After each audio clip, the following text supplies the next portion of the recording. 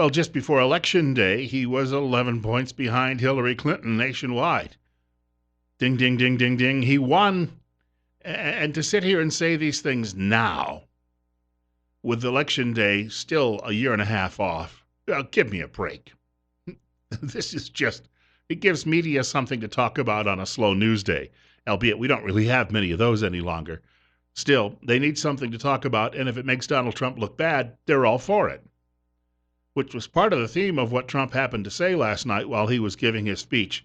Let me just share a couple of quick clips with you. There was a point where CNN decided to break off coverage, decided that they were going to chop coverage off. It was only about 8 minutes into the president's remarks. If I could, I want to share a bit of that with you this morning. And you can get a feel for why CNN suddenly decided that they were not going to be covering any more of this.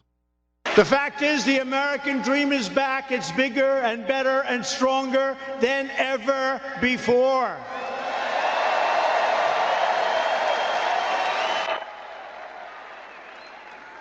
"2016 was not merely another four-year election. This was a defining moment in American history. Ask them right there."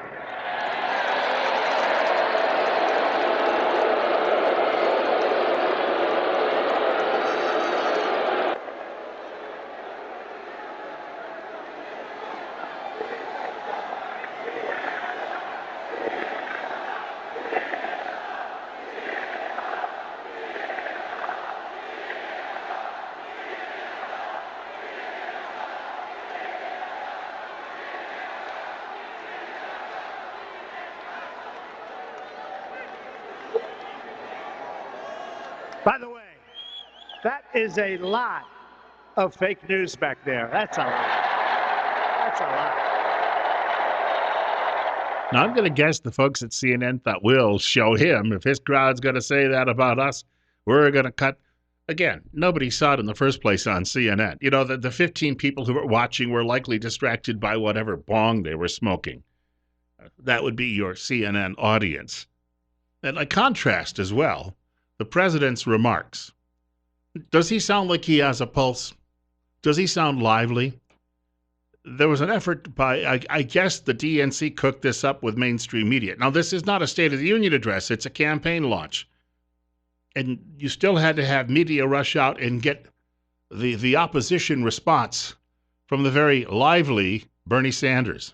I just had the extremely unpleasant experience of actually watching Donald Trump in action for an hour and a half. Wow. And that was certainly something.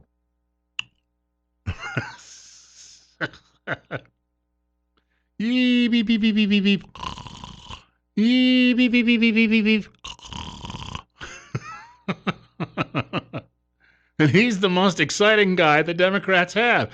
And you think about it. You know, Biden can't get two words out with stumbling over what he's saying. Joe Biden gave a speech the other day to a group of large, influential donors. The liberals all claim that we need to turn the country around and give it back to the people and show Wall Street and all those big dollar boys what we really mean. Maybe some big dollar girls, too. We got to be fair there. So Biden gives a speech the other day to some of these people because he wants to hoover up their money for his campaign. And he will owe them something if he does that. But during the course of his speech, he went on to praise two of his former U.S. Senate colleagues from the 1970s, Herman Talmadge and James Eastland. Now, these two men were notorious racists. Talmadge had said after the Brown versus Ferguson decision by the Supreme Court in 1954 that there was no army large enough to enforce desegregation in his state of Georgia. And he was unrepentant until he died about 15 years ago. And then in the case of Eastland was asked upon his retirement, and he died, 1986, I believe it was, if looking back, perhaps, could he have done anything, in a different manner? These were Southern Democrats. And Eastland said something to the effect of, nope, always voted my conscience and don't have any regrets. They were Democrats. They were Joe Biden's allies in the Senate. And he went on to tell the big donors, he said, that Eastland was a wonderful, fine gentleman. Talmadge could be a little cantankerous, but he said, you know what? We were civil in the Senate to each other, and we were able to get things done, unlike today. Now, you couple this with Joe Biden saying something a couple of weeks ago. Joe Biden is a dummy. Yes, he is. Joe Biden decided to flip-flop on his position on the Hyde Amendment. The Hyde Amendment prohibits your tax dollars from funding other people's abortions because Biden saw which way the wind was blowing. He's already angered a lot of libs who don't trust him now because they see him as being a guy who will just kowtow to wherever the herd goes. Maybe just cow if it's a herd. And then we have all of these past remarks. Back in the mid-1970s when he was telling an interviewer that school segregation was actually good for black people. These little details that he's dropped along the line of a career in Washington that is almost 50 years old, these little tidbits will be picked up, well, by the president, of course, and media calls the president a racist, and yet here's Joe Biden praising racists and recommending school segregation as separate but equal. Here, and Biden also said that they could take away the First Amendment from the media during an interview back in the 1970s. So here's Joe Biden saying all of these things. He may never get to face the president because there are people within his own party who are looking at this, and they've built the whole party platform on identity politics.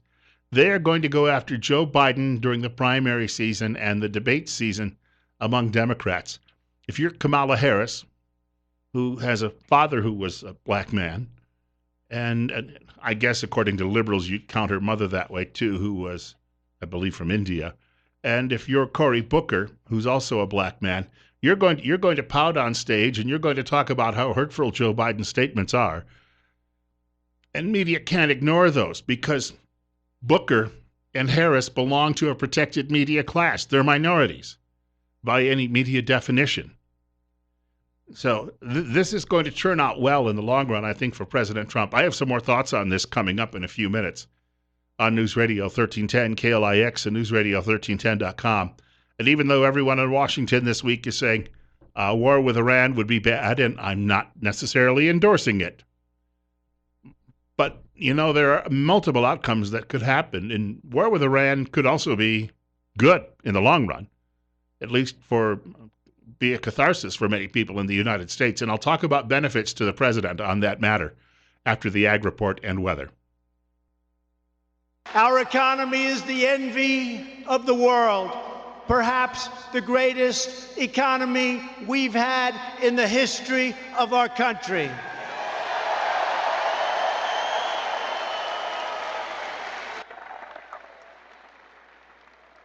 And as long as you keep this team in place, we have a tremendous way to go. Our future has never, ever looked brighter or sharper.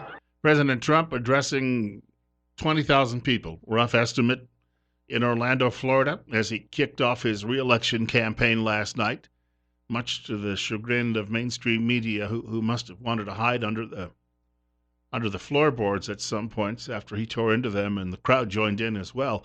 We're at 58 on News Radio 1310, KLIX, and NewsRadio1310.com. Bill Cowley with you until 10 a.m. on Magic Valley this morning.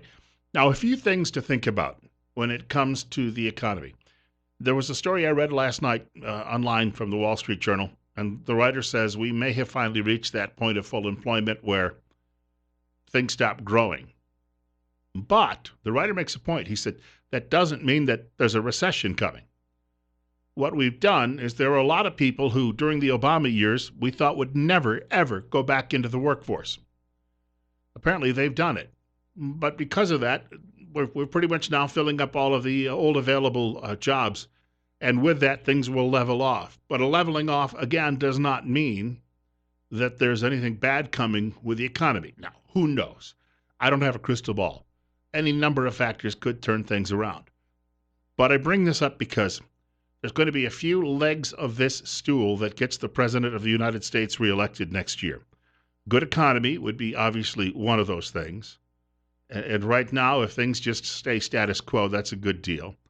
Some improvement along the southern border, well, that looks like that's underway. Talk a little bit more about that a little later in the program, too, as a separate subject. And he may also have a deal now coming with the Chinese, which a lot of people have been predicting would be on its way. This thing hasn't been any better, and maybe it's been even worse for the Chinese than it has been for the United States. And he says next week at G20, he's going to have an opportunity to sit down and restart talks. That President Xi of China has said that he would like to get this finally put away and out of the way. So if the president gets a victory on that, and no matter what media said, he got a victory with the tariff threat against Mexico. The average voter out there does understand that. Nobody, even in the media that I consume, nobody's telling me what I think. I can pick this up on my own, and I understand it. And then there's another point we have to mention. I've been reading a lot, even from a lot of Republicans who are unsure, and people I admire, Pat Buchanan and Rand Paul, who are worried about a war with Iran, saying that this is not a good idea. It will be labeled Trump's war. The Democrats themselves are siding with Iran. Doesn't that just frost you? They're siding with the Iranians. Well, they always, I think, really did, going all the way back to Jimmy Carter. I was sharing the story on an off-air video this morning. I had an old next-door neighbor. His family fled Cuba when Castro took over. They came to the USA in the early 1960s. My friend joined the U.S. Army because he wanted to fight communists in Vietnam. The Army sent him instead to Germany and made him a typist. He came home, got a degree, taught school, became a school administrator, and then eventually taught at a Catholic university. But he told me one time, he said that, and this must have been 20 years ago, in his view, 40 years ago, we should have taken the Iranians out, and we had every right to do that. There are few people around the world, and nobody here is endorsing war. I'm not endorsing a war with Iran, but I'll put it this way. Americans don't like Iran. It is deep-seated. It goes back to, it's been seething in people, many people who are old enough to remember what happened in the late 1970s and really what happened throughout the last several decades with Iranian terrorism going on all around the world. There is one country that if the Americans socked them in the nose and knocked them down and knocked them out, that the American people, I think, would say, well, all right, maybe war isn't always a good thing, but if you were having a war with someone and someone really deserved a smackdown, those people deserved it. The worst case scenarios are, well, it could become a wider war. Of course, any war could become a wider war. Or that the Iranians have cells all over the world that will then attack people. Yeah, I think that's possibly true as well. Does that harm the president, though, or does that just show us that we've been warning all along that this was taking place and we couldn't get the establishment to listen to us? No, we should have open doors and be compassionate and bring in all of these refugees and migrants, and it'll be good for us, and it'll show them what a compassionate people we are. So if you get a few thousand Americans killed in a terrorist attack, it's not going to go well for the Democrat Party nor the establishment. Now, all of these people who say the outcome of this war would be very, very bad, we don't know. There can be multiple outcomes to a war. What would happen if the outcome, though, actually deposed the mad mullahs and a government then took over Iran and it was no longer living in the 7th century? Let's say they got a government that represented the 21st century. And it was friendly to the United States of America, and it turned the lives of its people around. So if Donald Trump goes into 2020 with a strong economy, having won trade wars with China, and to a lesser extent Mexico, and also solve the border issue along with Mexico, and he could take out the Iranian regime, do you think he just might have a much easier time getting reelected? People out there say, well, you're recommending all of these terrible, terrible things. People will die. Well, people die all around the world right now, and if the Iranians stay in power, they'll keep dying. Again, this is not an endorsement. It is not a recommendation. I have no idea how this would all play out. But I'm telling you, we don't always have to look at everything as the worst-case scenario. And that's what you get from mainstream media, and that's what you get from the president's opponents. Why? Because, again, they're doing anything they can to make him look, well, just look terrible in the eyes of the average American. But what if he's right, and what if he actually gets all of these things done? And conventional wisdom in Washington over the last several decades has been, oh, don't do this, don't say that, don't do this. Those 20,000 screaming people in Orlando, Florida last night, that's just Orlando. How many more of them are around the country? People have known better. I grew up sitting alongside my parents in diners as they were talking with their friends. people who worked in factories, people who worked on farms, people who had stores on Main Street, police officers, firefighters, barbers. And I got to hear all of this from all of these people. People have been fed up for a long, long time. They believe that we have, as a country, been taken advantage of. Donald Trump is the first person in my lifetime who's come along and said, yep, and I'm going to do something about it. He also went on to say during his remarks last night that American liberals mean you great harm. Our radical Democrat opponents are driven by hatred, prejudice, and rage. They want to destroy you, and they want to destroy our country as we know it. Not acceptable. It's not going to happen. It's not going to happen. And the enthusiasm you see from that crowd, and again, can you develop any enthusiasm for the old codgers who are running on the Democrat side? I just had the extremely unpleasant experience of actually watching Donald Trump in action for an hour and a half. Wow. And that was certainly something.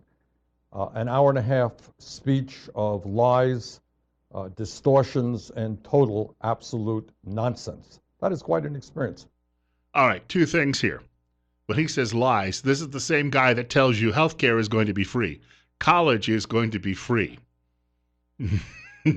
Starting to get my drift here? Because those are huge lies. And nobody in media is calling him out on any of that. Number two, one guy has a pulse. The other guy is apparently a cast member from The Walking Dead. Which one would you want as the President of the United States? We've got to get to a break in just a moment. It's 6:30. Bill Colley on News Radio 1310. Well, 6:29, but we're getting close. Bill Colley on News Radio 1310, KLIX, and NewsRadio1310.com. This is Magic Valley This Morning. I'd like to thank you for joining me. I'm here until 10 a.m. Generally do this Monday through Friday. I am going to take a couple of days away next week just to have some spring chores to get done, and Steve Millington will be sitting in Tuesday and Wednesday of next week, but he also has a very exciting announcement about a big show that we're doing live and on the road. Steve will be joining me in Buell on Friday the 28th for that live program from 6 until 10 a.m. In the meantime, short break coming up for news. Bill Colley with you on KLIX. I've come to believe that you can tell a lot about a political party by the brains of its members. And how do you do that? It's by the people they actually send to Washington. If you look at a Hank Johnson, who's a congressman, Democrat, the guy a few years ago at a hearing who was worried that if we put too much military hardware on Guam that it would tip over, you got to ask yourself, who are the brain-dead people voting for a brain-dead guy like that? Well, the reason that Republicans have this image as being more well-heeled and living in nicer homes and driving nicer cars is because they do generally, on average, I suppose, make more money. And maybe they make more money because they're smarter than the average Democrat. Just saying, it's a very good possibility. So you look at these Democrats who serve in public office, even at the national level, and sometimes you say to yourself, how did that individual even manage to tie her own shoes? Well, she's probably wearing pumps, so it's not necessarily a crisis that particular day. 6:35. I guess I'm objectifying women. I said pumps. The liberals out there are going to be infuriated. They're going to run to the internet and start making comments. It's 56 right now. Bill Colley on News Radio 1310, KLIX, at NewsRadio1310.com. I'm speaking of a woman named Mazie Hirono. She is a U.S. Senator from Hawaii. She looks like Dan Inouye with long hair. Maybe they just propped him up and put a wig on him. Yeah, it's somebody new. Yeah.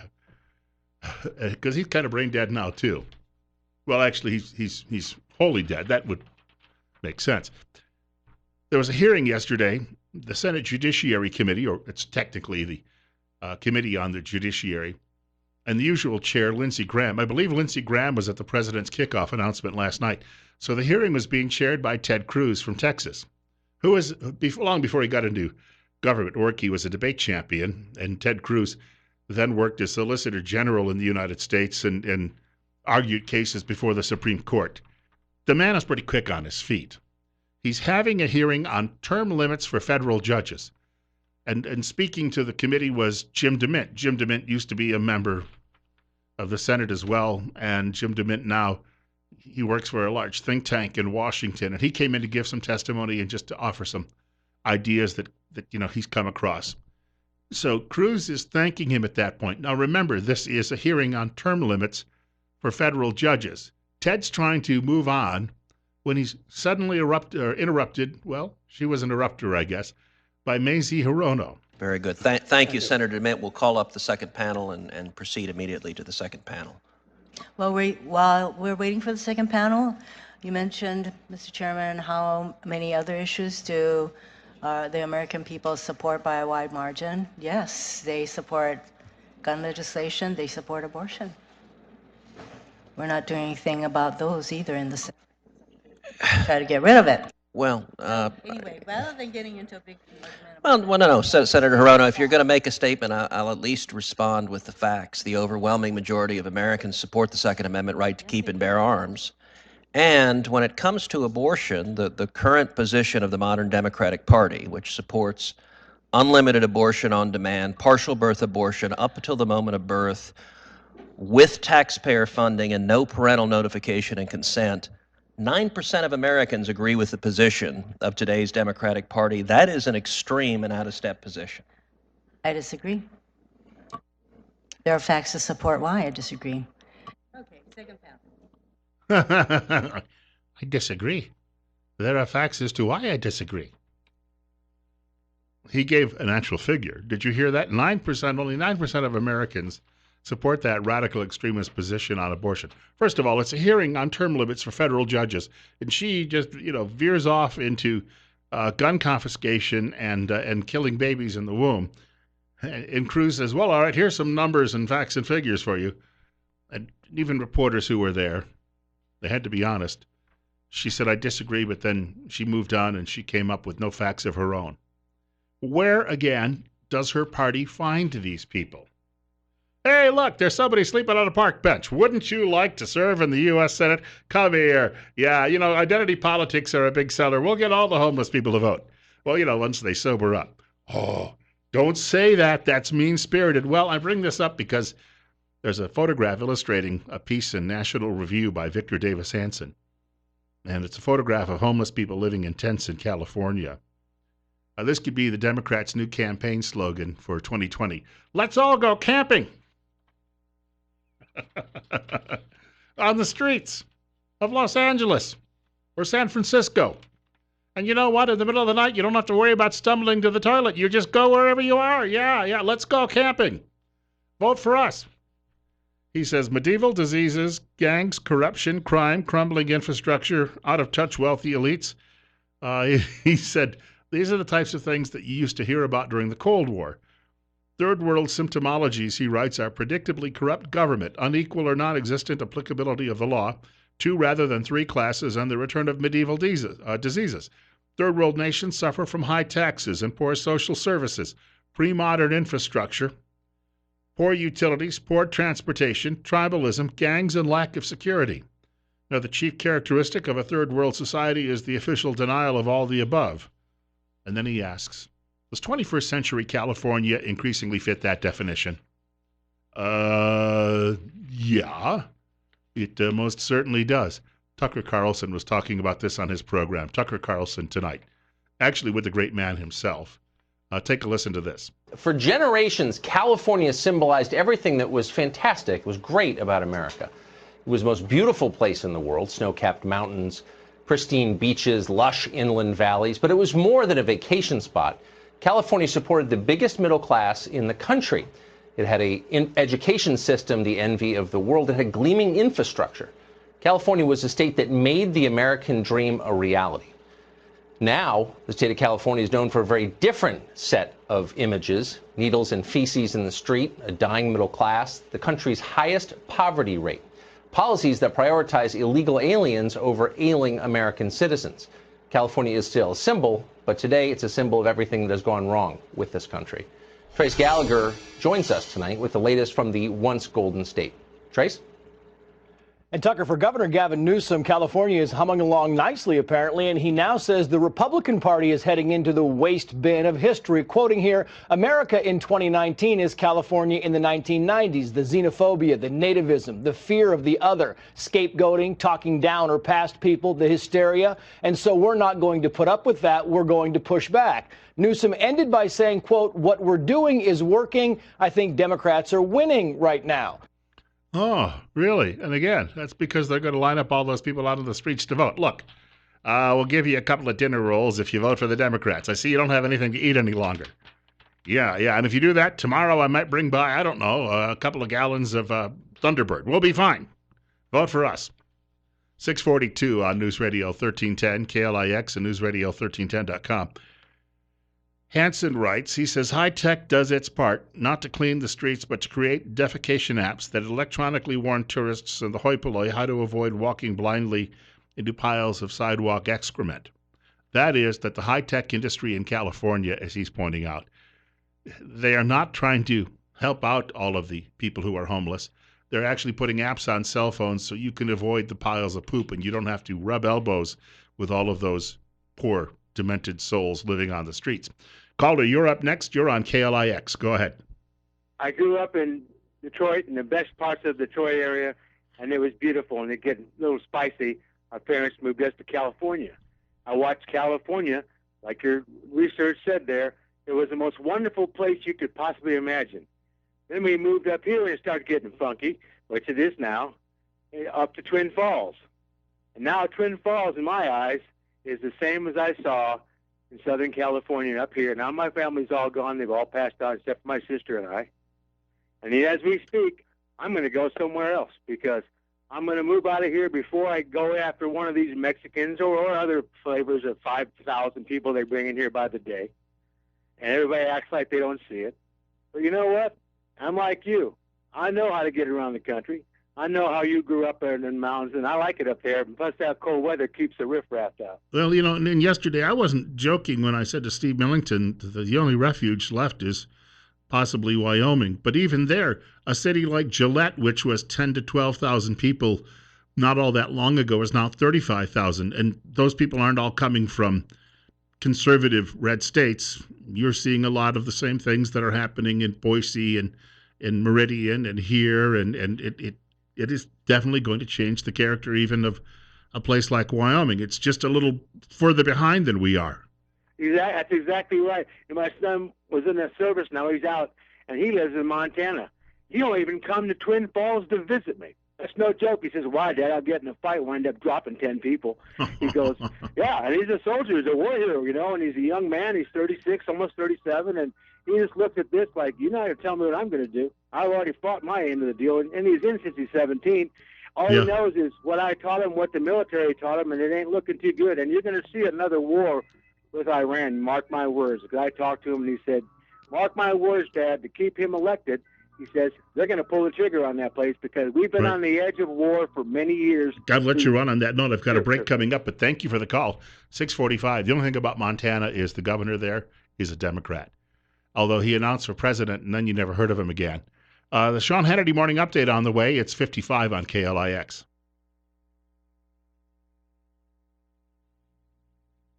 Breitbart has a story today, and it details more liberal efforts to wipe away the American past.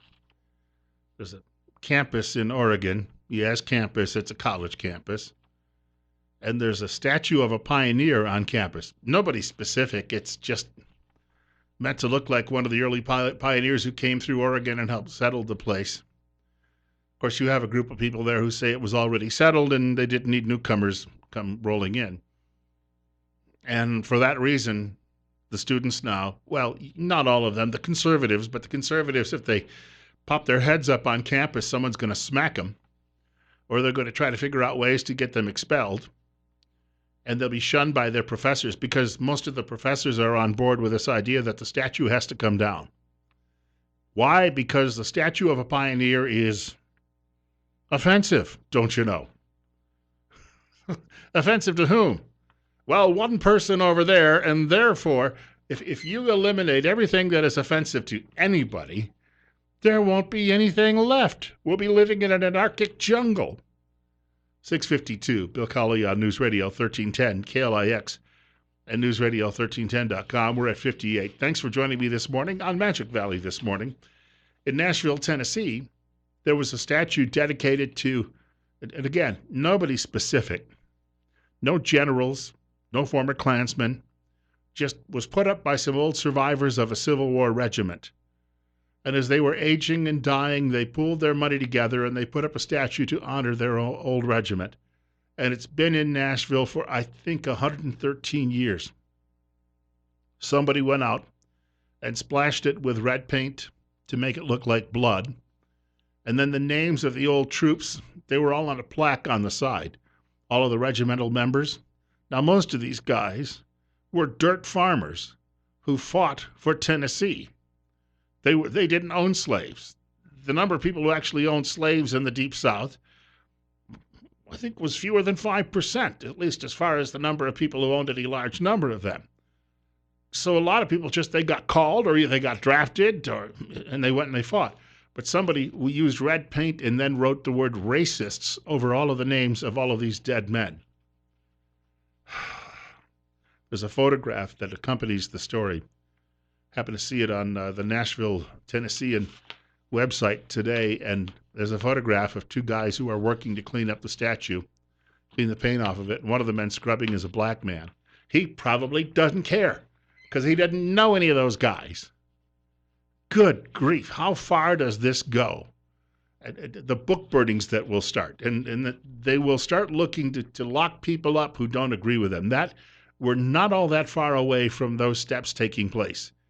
You've got students who they're told they cannot get admitted after being admitted, that they're being rejected now by Ivy League universities, conservative students, because when they were 16, they said something that might offend somebody in a note to a friend. That's just an excuse to get a conservative off campus, especially one who supports the Second Amendment, because he might make somebody uncomfortable. All right, well, what if somebody came along and said, the First Amendment makes me uncomfortable, and you know, the future journalist who's studying here over there, he makes me uncomfortable because of that. They would say, wow, you know, American Constitution, freedom of the press, oh, what are you, a fascist? But if it's an amendment they don't like, obviously, that's irrelevant. You just keep seeing these stories, and more and more and more of them. There was a city park in Nashville. The state finally got sick and tired of all of these liberals tearing down the past, so the state passed a law to protect all of the old monuments that were on public property. So the city of Nashville, which is controlled by Democrats, turned around and actually sold off tiny chunks of their parks to private people. In other words, you might have a statue sitting in the middle of a 3-acre park. So what they did is they sold off an area that was probably, 30 feet by 30 feet to some private landholder, and then that person could take the statue down. In San Francisco, there was a statue, and it was dedicated to some of the early settlers. I just read this morning that that's been torn down. Why? Because it didn't properly represent other people. And again, it wasn't a statue to any specific individual. It wasn't a statue. It wasn't, hey, look, there's a statue over there of Hermann Goering. I don't know why that's in the United States. Maybe we should take that down. Or there's no statue in San Francisco that was honoring any old Confederate general like Joe Johnson. Nothing like that whatsoever. Just a statue of some people who were early Californians. It had to come down because the liberals didn't like it. How long before that contagion starts to make its way, as our previous caller said, into the Magic Valley, and then we suddenly see this purge that would go on here to wipe clean American history so the liberals can rewrite it in their own way. And people will grow up and never know about all of these things in the past. There was a piece I read yesterday. It was a writer at National Interest, and I think his last name is Kaplan, Robert Kaplan. But he was pointing out, he said, on major universities, he said, one of the reasons you know that the age of American empire, and it has been an empire really since the end of World War II, even if you'd like to go back into the late 1890s, it's been an empire. but the age of the American empire is coming to an end. He said, you know why? He said, because on college campuses, you can find no one any longer, just virtually no one. You got a handful of people like a Victor Davis Hanson, but virtually no one who will teach anything that in any way says there was anything good about our founding fathers or that there was anything good about the American ideal. There's nobody any longer who will stand up for the past. And he said, that is one sign that the end is near for what we called Pax Americana. We've got to get to a break in a minute. It's 7 o'clock practically. All right, it's 6:58, but we've got a commercial break, and then we've got news from Fox and a local update from our own Benito Baeza. Those are on the way. Bill Colley with you. I've got more coming up on the president's speech last night in Orlando. Rollicking speech that he gave as he kicks off his re-election campaign for next year. In the meantime, you're listening to Magic Valley This Morning.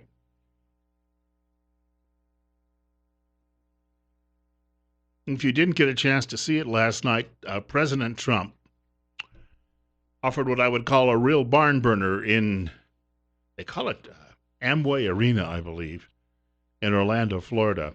Big arena, can seat up to 22,000 people for a concert. Crowd estimates are right in that 20,000 range. It was bigger than the re-election back in 2011, I think when Barack Obama was doing the same thing. He went to Ohio State University, and he was only able to put 14,000 people into a building. And I don't think there was all the raucous chanting and cheering that took place. I caught a pretty good stretch of what the president had to say on television last night. Now, some of you may have seen it as well. It was being covered by most of the major cable networks. Well, by all of them until CNN got offended. I'm going to share this again. If you weren't with us in the last hour, CNN got offended and they cut away when, well, the crowd got a little raucous. The fact is, the American dream is back. It's bigger and better and stronger than ever before.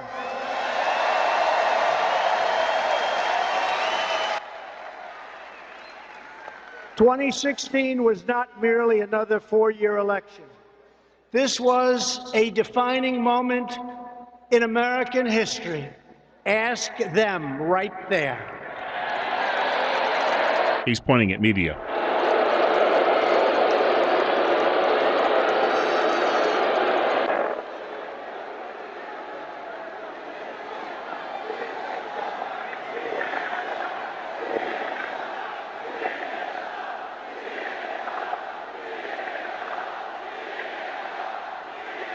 Now, if you're not picking that up, they're screaming CNN sucks. And with that, the Clinton News Network cut away, only 8 minutes into the president's remarks. Not that anybody was watching them anyway. Also, Fox reports this morning that it was running with a test audience, getting reactions to things the president said, and according to Fox, this is a line that tested very, very well with viewers. But can you imagine if I got a subpoena? Think of this. If I got a subpoena for emails, if I deleted one email like a love note to Melania, it's the electric chair for Trump. Now, this morning, Dana Milbank, writing at Pravda on the Potomac, says that, well, the president's going to lose if he's going to rerun 2016's campaign, talking about Hillary Rotten Clinton. I'm sorry, but those people in that crowd understand exactly what he's talking about. And he is pointing out, while he has been president and will continue to be president, he is going to be getting different treatment than she got. She got off, the old phrase is scot-free. She got off scot-free. He's got to put up with this for another 6 years. Coming up on 9 minutes after 7 o'clock. Bill Colley with you on News Radio 1310, KLIX and NewsRadio1310.com. The liberal writers who never get out of the Washington Beltway, they don't seem to understand. Nobody liked her in the first place among Republicans and many independents. They still don't. Elizabeth Warren's just like a clone, and this is not going to ever go away for Republicans who've been dealing with this media treatment for decades now, which is why Donald Trump resonates so well.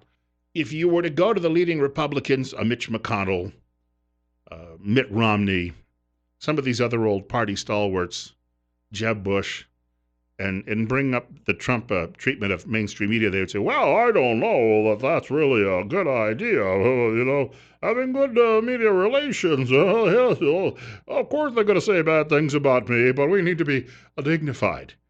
But rank and file Republicans are PO'd. And the elites still don't get it, whether they be in media, whether they be over at the DNC or at the RNC. Donald Trump does get it. Yes, but it's not dignified. People are past dignified. When you've lied to them for so long, when you've been telling them as Republicans for the last 40 years that you will repeal Roe v. Wade and you didn't do it, they don't trust you. When you tell them as Republicans you are going to repeal Obamacare when you take the House and Senate and then you don't do it, they don't trust you. They know you're blowing smoke their way. And it finally, that reached a breaking point. Somehow Republicans think it was just a one-off. Again, you need to get out more often. You need to go into the diners, maybe even the taverns. You need to find out what people are thinking, not just in the salons of Washington. Bernie Sanders, by the way, was used by the media. They propped him up last night to apparently give a rebuttal to the president's campaign speech. This is Bernie Sanders trying to be witty. I just had the extremely unpleasant experience of actually watching Donald Trump in action for an hour and a half. Wow. And that was certainly something.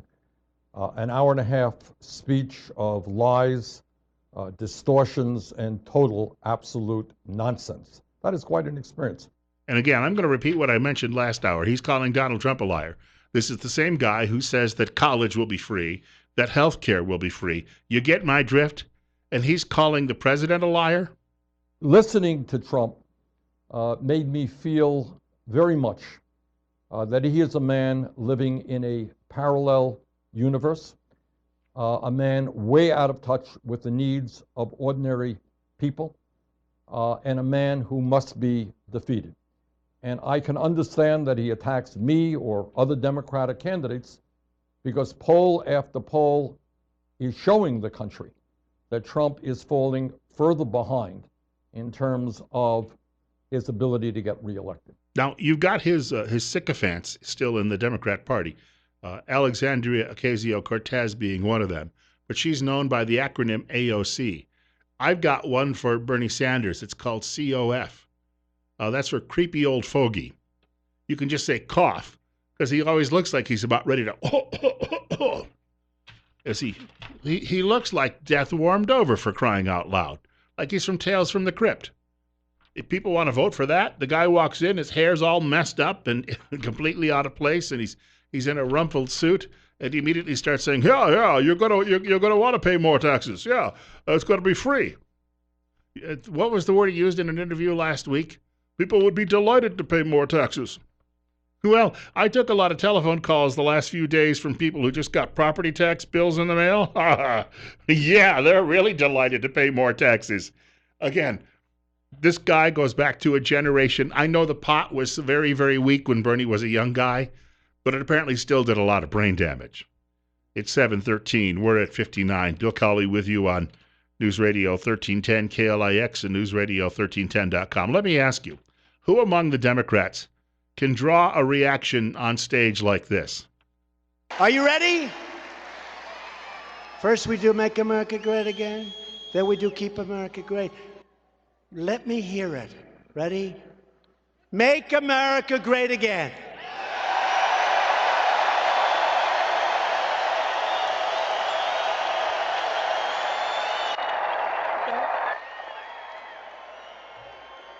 Not bad.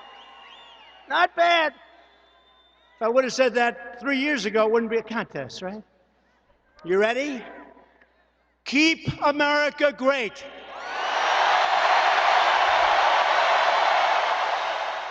That is the president and his supporters in Orlando, Florida last night. Now, if there's a concern about next year's election, it's what's going to go on behind the scenes.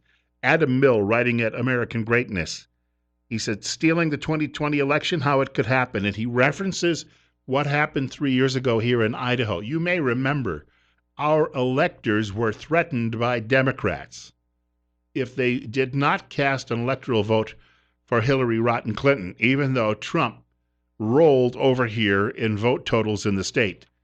And he says this, and 2 electors in Texas were pressured and they did switch their votes. The liberals are like sharks. They smell blood in the water, and they think they're going to be able to pull this off on an even bigger scale come next year, which is why you not only have to trounce them, you have to give them the paddling of a lifetime. It's 7:15. Coming up, the Ag Report and the weather. Bill Colley with you on News Radio 1310, KLIX, and newsradio1310.com. We're at 58 and on our way perhaps today to 80. Is the life of the President of the United States endangered because some young members of the U.S. House of Representatives are making outlandish claims about where migrants are being held in this country? One writer says he believes that will happen, and that the rhetoric they're using, the left would say it's dangerous rhetoric if it was being directed at them. I want to get to that in just a moment. It's 7:21. We're at 56 on News Radio 1310, KLIX, and newsradio1310.com. Do want to mention, though, my friends, before we do that, my friends at Mount Harrison Audiology. At Mount Harrison Audiology, the doctors promise to provide comprehensive diagnostic hearing evaluations and not just a quick test to sell something. They'll help you understand what is wrong and present evidence-based treatment recommendations dictated by your test results. The doctors are here to educate patients so that they feel empowered to make informed decisions about hearing health treatment. If you're ready to take charge of your hearing health, call Mount Harrison Audiology. The number 208-312-0957. That's 208-312-0957, and you can schedule your evaluation today. I have this piece from Alexandria Ocasio-Cortez. I was mentioning in the last hour of the show, I said, you wonder, when you hear it comes out of the mouths of a lot of these Democrats who are being elected to the House and Senate, you got to ask just how smart constituents happen to be.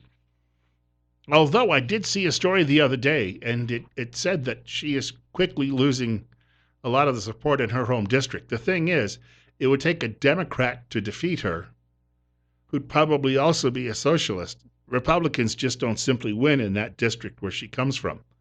She made one of her home-brewed videos, that is where she sits down in front of a camera at her apartment and just starts rambling on.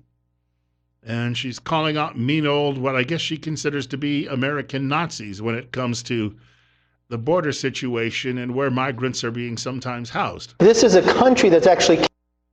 That doesn't sound like AOC whatsoever. No, she sounds more like this. The United States is running concentration camps on our southern border. And that is exactly what they are. They are concentration. The United States is running concentration camps on our southern border. She likes to start and say it twice.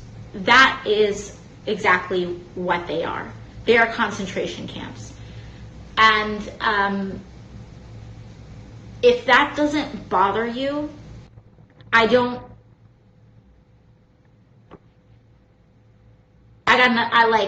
can have, okay, whatever. I want to talk to the people that are concerned enough with humanity to say that we should not, that never again means something. And that the fact that concentration camps are now an institutionalized practice in the home of the free is extraordinarily disturbing. And we need to do something about it. This week, immigrant children were moved to the same internment camps where the Japanese were held in the earlier 20th century. And this is not even about a crisis this is not just about the immigrant communities being held in concentration camps being a crisis. This is a crisis for ourselves. Couple of notes. First of all, one for the host of the program. You heard a couple of false starts there because I shouldn't be taking notes over the keyboard. And the keyboard, if you hit it, just sometimes even breathe on it, it hits the wrong soundbite or it starts the wrong one all over again or the right one all over again. So that means I'm completely wrong. It only has happened twice in my life. The last time was, I guess, 1978. So just telling you, it will crop up every now and then. But a couple of notes I made while all of this was going on, and she's referring to Fort Sill, Oklahoma, when she says, this is where Japanese internees were held. It's the place, she says. No, it is a place where they were held. The place would mean it was only one. She probably doesn't know the difference. Somebody probably told her, yeah, they held Japanese internees there. Well, not Japanese. Americans of Japanese descent would be the better way to put that. She does not know the difference, number one. So she says the instead of a place they were held. Number two, this was a policy started by Barack Hussein Obama at the very same location. And only some people are being held there because a lot of them are just being turned loose across the country. Doesn't get any better among the liberals. Angela Rye is the legal counsel for the Congressional Black Caucus and a Washington lobbyist. She is appearing on the Clinton News Network, and she agrees with AOC that these are concentration camps. I am a kid who, as a point of privilege, I had a set of encyclopedias. They were orange encyclopedias that I love to read. And so I pulled the encyclopedia definition for concentration camps, and I would like to share them with the viewer. Internment center for political prisoners and members of national or minority groups who are confined for reasons of state security, exploitation, or punishment, usually by executive decree or military order. And to that end, they are concentration camps at the border. To that end, whether we call them concentration camps or we call them detention, they are problematic. To that end, when you talk about a frog being put in a boiling pot of hot water, the frog will immediately jump out. But if the frog is put in a pot of cold water and you slowly turn up the heat, I'm going somewhere, it will die. Well, not true. That's actually an old wives' tale. That will not happen. I know that it's become an analogy, a metaphor, but it's simply not true. So there's a liberal. First of all, AOC thinks that there was just one internee camp in World War II for Americans of Japanese descent, and then this very highly intelligent young woman at CNN is suggesting that that story is true. It's not. 727. Bill Colley with you on News Radio 1310 KLIX. At newsradio1310.com. We're at 57 on Magic Valley this morning. Eric Erickson writing at his website, The Resurgent. He says, Democrats and some members of the media, including a healthy dose of hosts from MSDNC, are accusing President Trump and the Republicans of running concentration camps. What is astonishing, he says, is that the president is just continuing the policies of and using facilities used by Obama to detain migrants and their children. When President Trump tweeted about the anti-Semitic idiot freshman Democrat, he says he can't remember which one, I think it was Ilhan Omar, the press claimed he was trying to cause her harm. But we live in the world of James Hodgkinson, who shot up a congressional baseball practice a few years ago. And so he says AOC is actually not doing anything to improve the situation at the border, except telling everyone the president is running concentration camps and then insisting she is serious. If the Congresswoman actually believes the president is a danger who will be reelected without impeachment, it sounds like her fallback strategy is to try to get the man shot by hoping to inspire the next James Hodgkinson. Again, the president said something about Omar being anti-American and anti-Semitic. Media and the Democrat cabal immediately jumped in and said, aha, you're trying to cause her harm. But if AOC goes around and along with her allies like this Angela Rye, then that's okay. And you know what these liberals, including the fellow travelers and mainstream media, would say? Well, he deserved it. Well, it's terrible that this had to happen in America, but his own behavior, his own rhetoric, they would blame the victim in that particular case.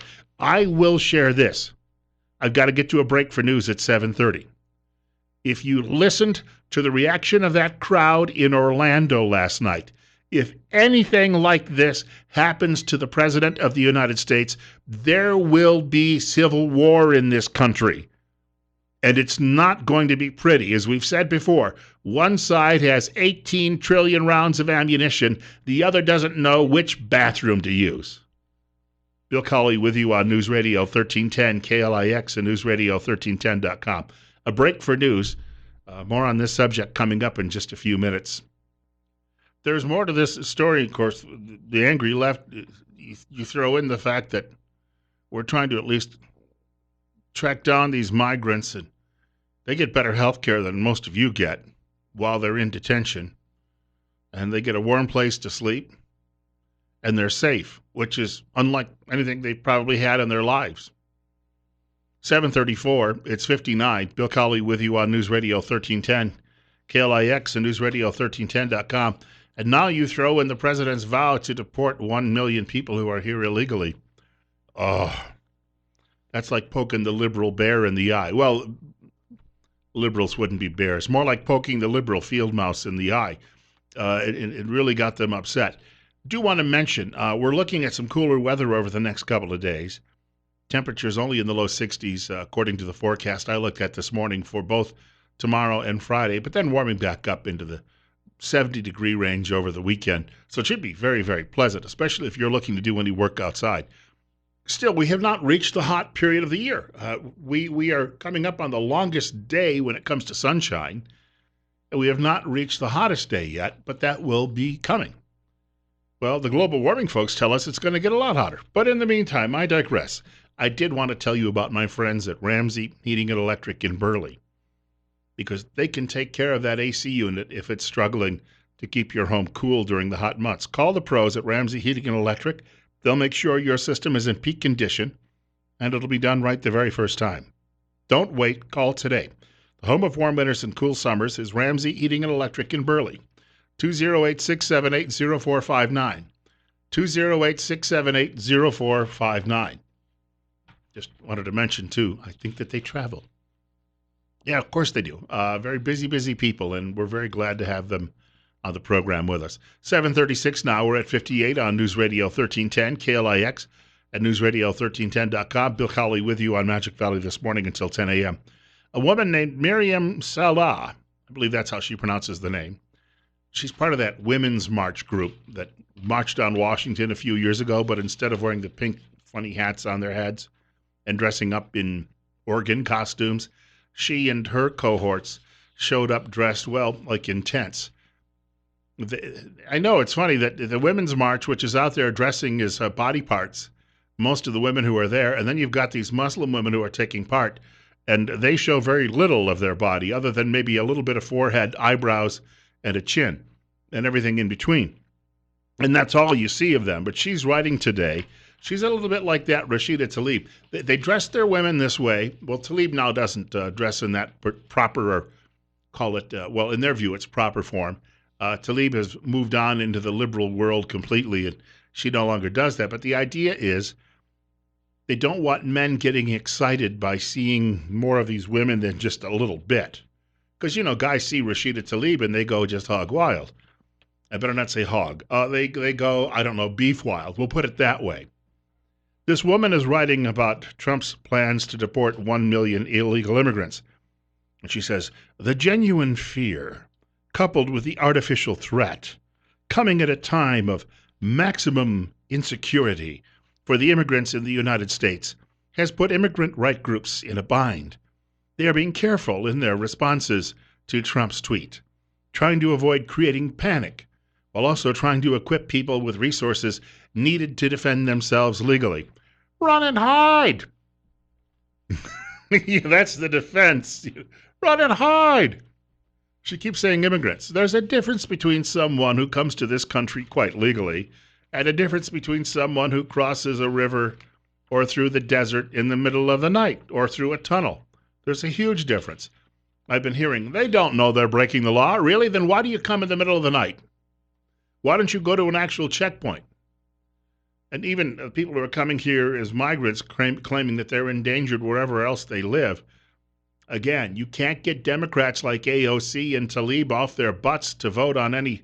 If they're so worried about these people and their conditions, living in a detention center where they're getting 3 meals a day and getting all of their vaccinations and getting dental work done and any root canal they need, then maybe they should do something about the border situation and all of the people who are flowing across it.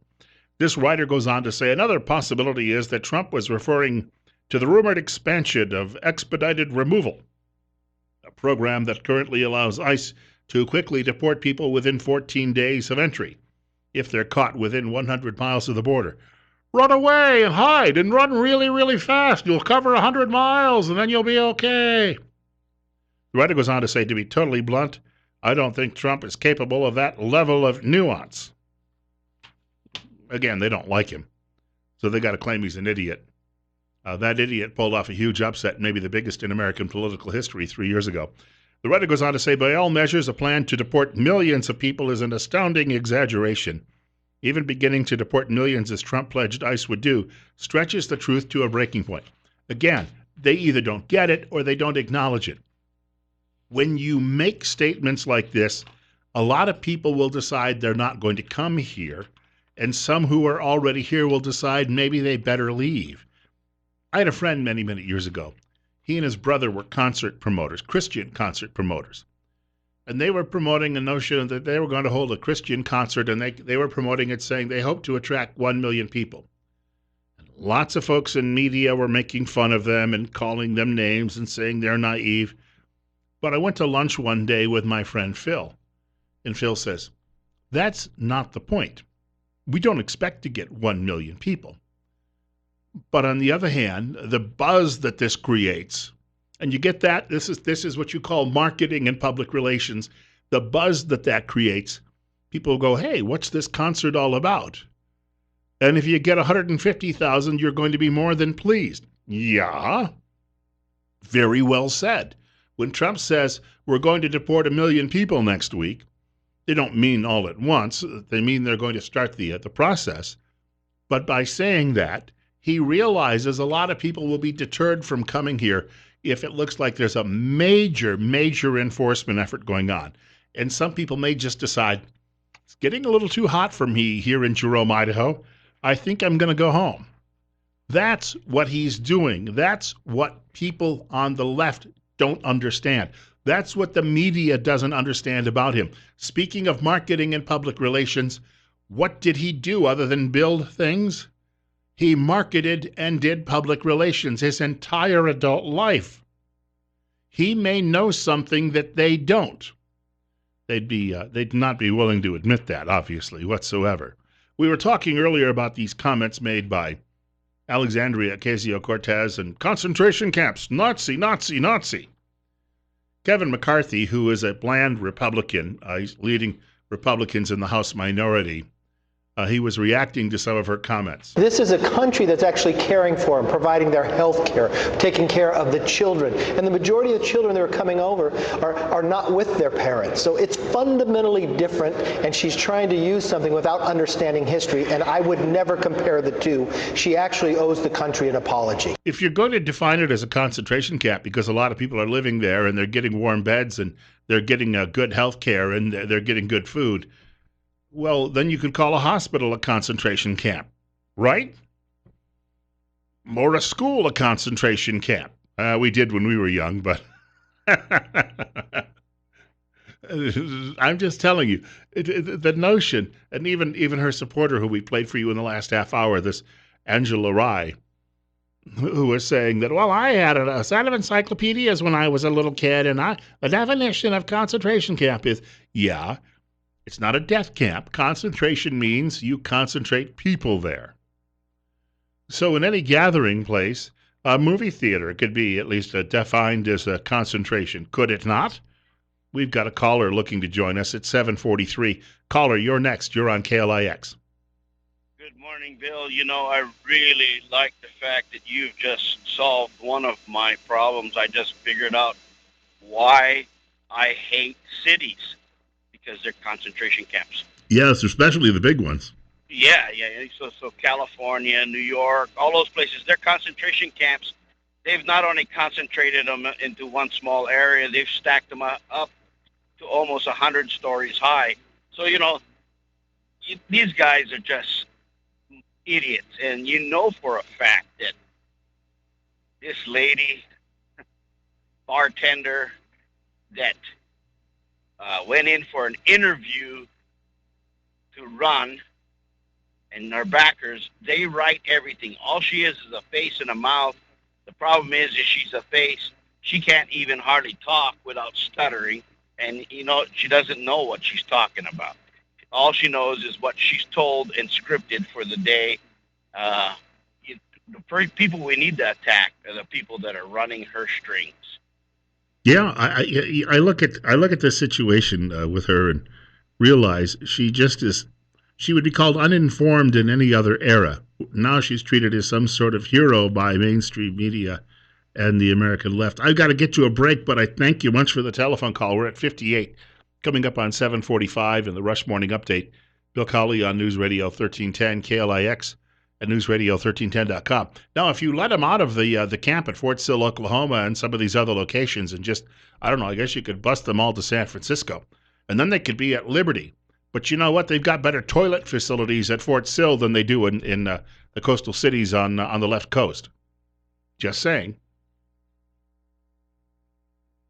Got to share with you a piece today from, well, there's a reason he is the former. His name is Daniel Allett.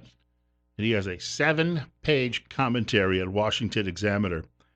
He's formerly the deputy commentary editor for the Washington Examiner, which some of you may know is a very conservative paper. It's one of my favorites.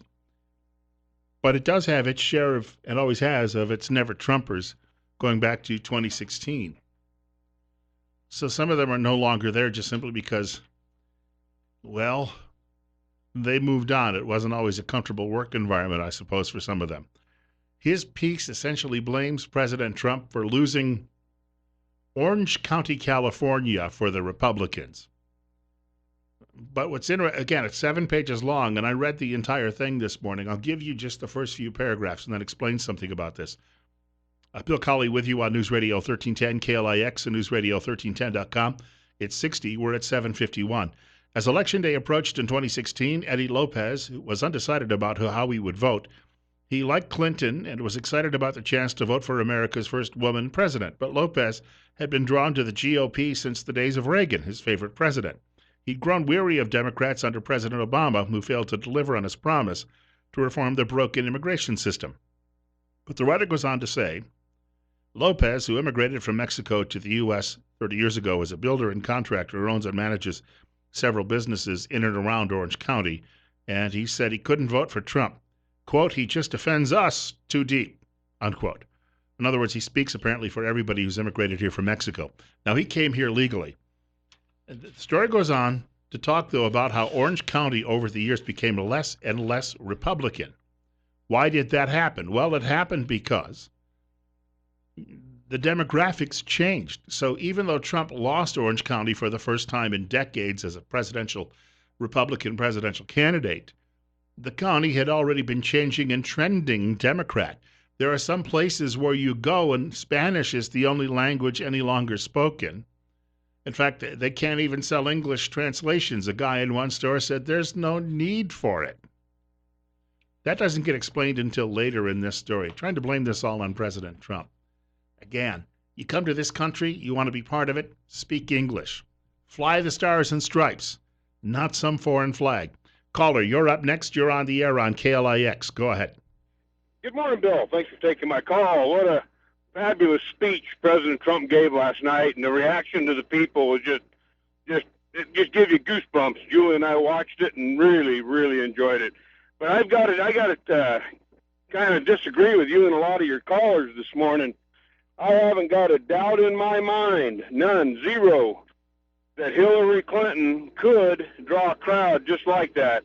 All they got to do is let us know what prison she's going to and the day she's going in, and there'll be so many more people, and they'll be so much louder. They'll be so happy. You know, it's just what President Trump has going here for us, for the United States, is phenomenal, unbelievable. Never happened before. But these people just sit here and poo-pot. I don't understand, and there's nothing else I can say.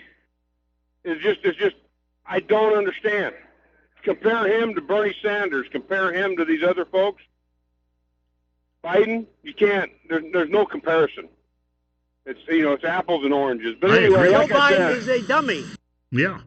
yeah, well, exactly. And I just can't understand it. I watch it, and I seen the excitement last night. It was unbelievable how the people turned out. Well, not unbelievable, not surprising at all, but it's just so inspiring to see that. When Biden can't draw a couple hundred, most of them is the press, and family members. But that's okay, because I got a sneaking hunch that Trump is going to have his job for about 4 more years after this, after the first one. So Yeah, anyway, Bill. Hey, thank you for the great call. show.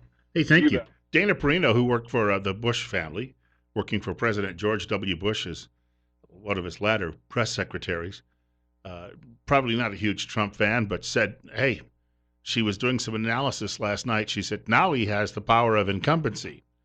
And just 2 incumbents have lost the presidency over the course of the last, 80 years. So that's a pretty good indication of where things may go. Speaking of Hillary Clinton potentially going to prison, you could have the streets lined and people could be waving flags and they could have pinwheels spinning around in the wind, and you could have a band too as well. I think it would be great, don't you?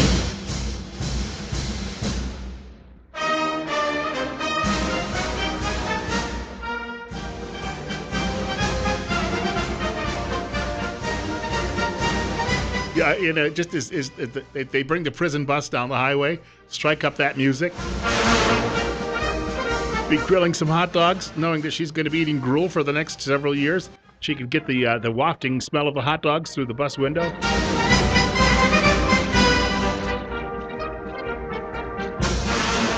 Man, that lady would shed a few, I called her a lady. That's a judgment. That woman would shed a few tears in that particular situation. Bill Colley with you until 10 a.m. on Magic Valley this morning on News Radio 1310, KLIX, and NewsRadio1310.com. Media will ignore, because the president brought up her scandals last night. And again, media got upset about that. Media, how dare he? He's reliving 2016. Well, they're rehashing Watergate. That was 45 years ago. I have this today. Speaking of scandals, editors are writing at the Washington Examiner.